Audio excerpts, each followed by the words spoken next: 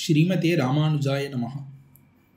ஸ்ரீ வைஷ்ணவ சம்பிரதாயத்திலே பிறந்த ஒவ்வொருவரும் இந்த ஸ்ரீ வைஷ்ணவ சம்பிரதாயத்தை வளர்ப்பதற்காக பூர்வர்கள் சென்ற பாதையிலே நாமும் நடக்க வேண்டும். அதாவது அவர்கள் அனுஷ்டித்த அனுஷ்டானங்களை நாம் முடிந்தவரை பின்பற்ற வேண்டும் என்று சென்ற பகுதியிலே வலியுறுத்தி இருந்தோம்.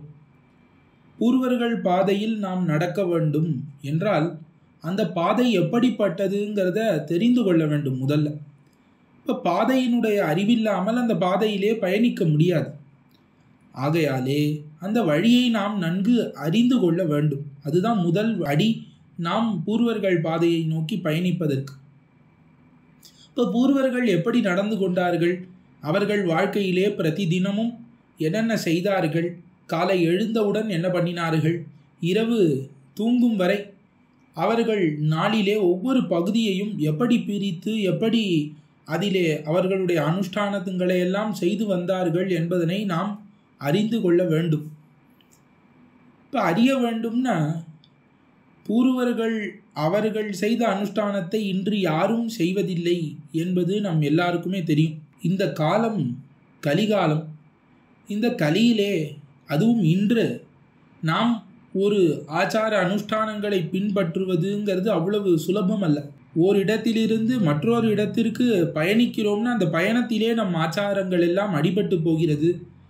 எப்படி நாம் வாழ்வது, நம்முடைய வாழ்க்கைக்காக நாம் திரவியங்கள் சேர்க்கும் பொழுது நம்மாலே ஆச்சாரமாக இருக்க முடியவில்லை, சில அனுஷ்டானங்களை பின்பற்ற முடியவில்லை. இந்த மாதிரி நம்முடைய அனுஷ்டானங்களை வெளிப்படையாக நாம் பின்பற்ற முடியாதபடிக்கு காலமும் நம்மை தடுக்கிறது இந்த சூழ்நிலையிலே. அதே சமயம் அந்த மாதிரி பின்பற்றுபவர்களும் குறைந்து கொண்டே வருகிறார்கள். ஆகையாலே அவர்களை கண்ணாலே பார்த்து நம்மாலே பின்பற்ற எப்படி பண்ணுகிறார்கள், தினம் தினம் எப்படி நடந்து கொள்கிறார்கள்ங்கிறத நாம் தெரிந்து கொள்ள முடியவில்லை. நம்முடைய முன்னோர்கள் பெரிய பெருமாள் தொடங்கி எம்பெருமானார் நடுவாக மணவாள மாமுனிகள் ஈராக இருக்கக்கூடிய இந்த ஆச்சாரிய பரம்பரையிலே இருக்கக்கூடிய ஒவ்வொருவரும் எப்படி நடந்து கொண்டார்கள் என்பதை நாம் கிரந்தங்கள் மூலமாக தான் அறிந்து கொள்கிறோம். இப்போ ஒவ்வொரு கிரந்தங்களும் நமக்கு காட்டுகிறது, இந்த ஆச்சாரியர் இந்த சமயத்திலே இவ்வாறு நடந்து கொண்டார், இன்ன ஆச்சாரியர் இந்த சமயத்திலே இவ்வாறு நடந்து கொண்டார், தன்னிடத்திலே அவசாரப்பட்ட நாளூரானுக்கும் கூறத்தாழ்வான் முக்தி நல்கினார். இந்த மாதிரி ஒவ்வொரு ஆச்சாரியர்களின் வாழ்வை கொண்டு நாம் அறிகிறோம் பற்பல விஷயங்களை. இப்போ இந்த பூர்வர்கள் பாதையை நாம் அறிந்து கொள்வதற்கு ஆச்சாரியர்களின் வரலாறை கூறக்கூடிய நூல்தான் முதல் பிரமாணம். அதிலே 6000 படி குரு பரம்பரா பிரபாவம்னு ஒரு நூல். இந்த கிரந்தத்தை அருளி செய்தவர் பின்பழகியராம் பெருமாள் சீயர். இவர் நம்பிள்ளையின் சிஷ்யர். இவர் நம்பிள்ளை சரித்திரம் வரைக்கும் நாதமுனிகள் ஆழ்வார்கள் சரித்திரம் தொடங்கி 12 ஆழ்வார்கள், அதற்கு மேல் ஆச்சாரியர்கள், நாதமுனிகள் தொடக்கமாக நம்பிள்ளை பரியந்தமாக ஆச்சாரியர்களின் வாழ்க்கை வரலாறை சரித்திரங்களை நமக்காக ஒரு கிரந்தத்திலே தொகுத்து அருளி செய்துள்ளார். இந்த கிரந்தம் மூலமாக பூர்வாச்சாரியர்கள் எப்படி நடந்து கொண்டார்கள்ங்கிறத நாம் தெரிந்து கொள்ளலாம். இதற்கு மேலே பிற்காலத்திலே மாமுனிகளுக்கு பிற்பட்ட காலத்திலே பிள்ளைலோகம் ஜீயர் என்கிற ஒரு ஆச்சாரியர் தோன்றினார். இவர் யதீந்திர பிரவண பிரபாவம் என்கிற கிரந்தத்தை அருளி செய்தார். இது அந்த 6000 படி குரு பரம்பரா பிரபாவத்தின் தொடர்ச்சி. அதாவது நம்பிள்ளை சரித்திரம் வரை அதிலே இருந்தது. அதற்கு பின்பாக நம்பிள்ளைக்கு பின்புள்ள ஆச்சாரியர்கள் வடக்கு திருவிதி பிள்ளை, பிள்ளைலோகாச்சாரியர், பெரியவாச்சான் பிள்ளை, திருவாய்மொழி பிள்ளை, மணவாள மாமுனிகள், அவரினுடைய அஷ்டதி கஜங்கள் போன்றவர்கள்லாம் எப்படி நடந்து கொண்டார்கள், அவர்கள் வாழ்க்கையிலே என்னென்ன நேர்ந்தது எல்லாவற்றையும் வரலாறாக கூறக்கூடியது இந்த யதீந்திர பிரவண பிரபாவம் என்கிற இந்த நூல். இதை கொண்டு நாம் பின்புள்ள ஆச்சாரியர்களின் வாழ்க்கையை எல்லாம் அறியலாம். இருந்தாலும் இப்படியெல்லாம் அறியும் பொழுது முழுக்க நமக்கு தெரிந்து விடுமா, எப்படி வாழ வேண்டும்ங்கிறது முழுக்க நமக்கு தெரிந்து விடுமான்னு தெரியாது. பற்பல சாத்விக ஸ்மிருதிகளிலே ஒரு ஸ்ரீ வைஷ்ணவன் எப்படி வாழ வேண்டும் என்பதை ரிஷிகளெல்லாம் கூறி வைத்துள்ளனர். அதை அனுசரித்து ஓரளவுக்கு நாம் தெரிந்து கொள்ளலாம்னா வரவரமுனி தினச்சரியான்னு ஒரு நூல் இருக்கிறது. எறும்பியப்பாங்கிற ஆச்சாரியர் மணவாள மாமுனிகளின் நேர் சிஷ்யர், அஷ்டதி கஜங்களிலே ஒருவர். இவர் மணவாள மாமுனிகள் தன்னுடைய ஒரு நாளிலே எப்படி அனுஷ்டானத்தை மேற்கொள்வர் என்கிற பிரகாரத்தை தினச்சரியா என்கிற கிரந்தம் மூலமாக அருளி செய்துள்ளார். இதற்கு திருமழிசை அண்ணாவப்பங்கார சுவாமி அற்புதமான ஒரு வியாக்கியானத்தையும் அருளி செய்துள்ளார்.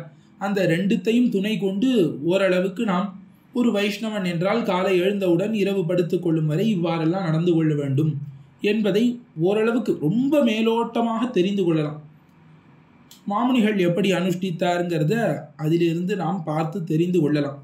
இருந்தாலும் நன்னா பிடிச்சி காலம்பரை எழுந்த உடனே இவன் இப்படி பண்ணணும் என்பது மட்டும் இல்லாமல் ஒரு நாளிலே நாம் செய்யக்கூடிய நடவடிக்கைகளை தவிர, பொதுவாக ஏகாதசி வென்றால் அன்னைக்கு என்ன பண்ண வேண்டும், இவன் வாழ்க்கையிலே இந்தந்த பிரச்சனைகள் வந்தால் அதை எப்படி சமாளிக்க வேண்டும், இவன் வேட்டி எப்படி கட்டிக்கொள்ள வேண்டும், புடவை எந்த அளவு கட்டிக்கொள்ள வேண்டும், கழுத்திலே என்னென்ன மாலைகள் அணிந்து கொள்ள வேண்டும், திருமண் காப்பு எப்படி தரித்து கொள்ள வேண்டும், ஏன் இப்படி தரித்து கொள்ள வேண்டும், ஏன் வேஷ்டி அணிந்து கொள்ள வேண்டும், இதற்கு என்ன பிரமாணம், ஒவ்வொரு ஆச்சாரியர்களும் இப்படி தான் நடந்து கொள்கிறார்கள்ங்கிறது தெரியறது. அப்படி நடப்பதற்கு என்ன பிரமாணம், அதற்கு ஸ்ருதிகளிலே ஸ்மிருதிகளிலே இதிகாச புராணங்களிலே தான் பிரமாணம் உள்ளதா என்றெல்லாம் நமக்கு தெள்ளத் தெளிவாக காட்டக்கூடிய நூல்கள் ஸ்ரீ வைஷ்ணவ சம்பிரதாயத்திலே 2. இது பிற்காலத்திலே முதலில் பிள்ளைலோகம் ஜீயர் என்கிற ஆச்சாரியரினாலே ஸ்ரீ வைஷ்ணவ சமயாச்சார நிஷ்கர்ஷம் என்கிற ஒரு அழகான கிரந்தம் அருளி செய்யப்பட்டது.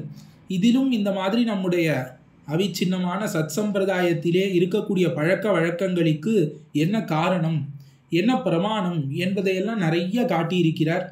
அதற்கு மேலே சிறுபுலியூர் அண்ணன் திருமாளிகை என்று பிரசித்தமாக இருக்கக்கூடிய சுத்தசத்துவம் அண்ணன் திருமாளிகை, இவர் இளையவல்லி ஆச்சான் அவருடைய பரம்பரையிலே மணவாள மாமுனிகள் சம்பந்தம் பெற்று இருக்கக்கூடிய ஒரு ஆச்சாரிய பரம்பரை. அந்த திருமாளிகையிலே இப்பொழுதிலிருந்து ஒரு 2-3 தலைமுறை முன்பாக திருவாழி அண்ணன் சுவாமி, சுத்தசத்துவம் கோவில் கந்தாடை திருவாழி அண்ணன் சுவாமி இன்னொரு மகாச்சாரியர் திருவதரித்தார். அவர் சதனுஷ்டான தர்ப்பணம் என்றொரு கிரந்தத்தை அருளி செய்துள்ளார். அவர் மகாவித்வான், அவருக்கு தெரியாத சாஸ்திரங்களே கிடையாது. அவர் மிகவும் ஆச்சாரசீலர், அவருக்கு தெரியாத ஆச்சாரங்களே கிடையாதுன்னு சொல்லலாம். அப்படிப்பட்ட அந்த சுவாமி தன்னுடைய பரம கிருபையினாலே சாஸ்திரங்களிலே எந்தெந்த கிரந்தங்களிலெல்லாம் பிரமாணம் இருக்கிறதோ அதையெல்லாம் எடுத்து ஸ்ரீ வைஷ்ணவர்கள் அனுஷ்டிக்கிறார்கள். அந்த அனுஷ்டானம் தெரிகிறது. ஆனால் அந்த அனுஷ்டானத்துக்கு என்ன பிரமாணம் என்பதனையும் சேர்த்து சொல்ல வேண்டுமே. இப்போ ஒவ்வொருவரும் ஒவ்வொரு மாதிரி அனுஷ்டிக்கிறார்கள்னா அதற்கு என்ன பிரமாணம்னு அவரவர்கள் காண்பிக்க வேண்டும். ஸ்ரீபாஞ்சராத்திர ஆகமம் என்ன, வைகானச ஆகமம் என்ன, தர்மசாஸ்திரங்கள் என்ன, வேதங்கள் என்ன, இதிகாசங்கள் என்ன, புராணங்கள் என்ன, எல்லாவற்றையும் மொத்தமாக திரட்டி பிரமாணங்களுக்கு என்றே ஒரு நூல் அருளி செய்துள்ளார். அதற்கு தான் சதனுஷ்டான தர்ப்பணம்னு பேர். இந்த சதனுஷ்டான தர்ப்பணத்தை அடிவொற்றி அங்கங்கு தேவையான இடத்தில் ஸ்ரீ வைஷ்ணவ சமயாச்சார நிஷ்கர்ஷம், ஆச்சாரியர்களின் அனுஷ்டானங்களை சொல்லக்கூடிய கிரந்தங்கள், இவை எல்லாவற்றையும் சேர்த்து முக்கியமாக சதனுஷ்டான தர்ப்பணம் அதை அடிவொற்றி நாம் இந்த பூர்வர்கள் பாதையை அறிய இருக்கிறோம். தொடர்ந்து மேலே இந்த சதனுஷ்டான தர்ப்பணத்தை நாம் அறிவோம். அதற்கு முன்பாக சதனுஷ்டான தர்ப்பணம் அறிவதற்கு தேவையான சில முன்னுரைகளை நாம் அறிய வேண்டும். யாருக்கு இந்த கிரந்தம், யார் இந்த கிரந்தத்தை படிப்பதற்கு அதிகாரி, இந்த கிரந்தத்தினாலே நமக்கு கிடைக்கக்கூடிய பிரயோஜனம் என்ன, இந்த கிரந்தத்தை நாம் படிப்பதற்கு நமக்கு முன்கூட்டியே தேவையான அறிவுகள்லாம் என்ன, ஞானங்கள் என்ன, இவற்றையெல்லாம் பார்த்துவிட்டு ஒரு 3-4 பகுதிகளிலே அதற்கப்புறம் இந்த சதனுஷ்டான தர்ப்பணத்துக்குள்ளே நாம் நுழைந்து அதில் சம்ஸ்கிருதமயமான கிரந்தம் அங்கங்கே மணிப்பிரவாளத்திலும் இருக்கும். இருந்தாலும் முடிந்தவரை எளிமையாக நாம் அதில் இருக்கக்கூடிய அர்த்தங்களை மட்டும் சுலபமாக இந்த பகுதியிலே நாம் சேர்ந்து அனுபவிப்போம். அனைவரும் சேர்ந்து பூர்வர்கள் பாதையிலே பயணிக்க முயல்வோம். ஆழ்வார் திருவடிகளே சரணம், எம்பெருமானார் திருவடிகளே சரணம், ஜீயர் திருவடிகளே சரணம்.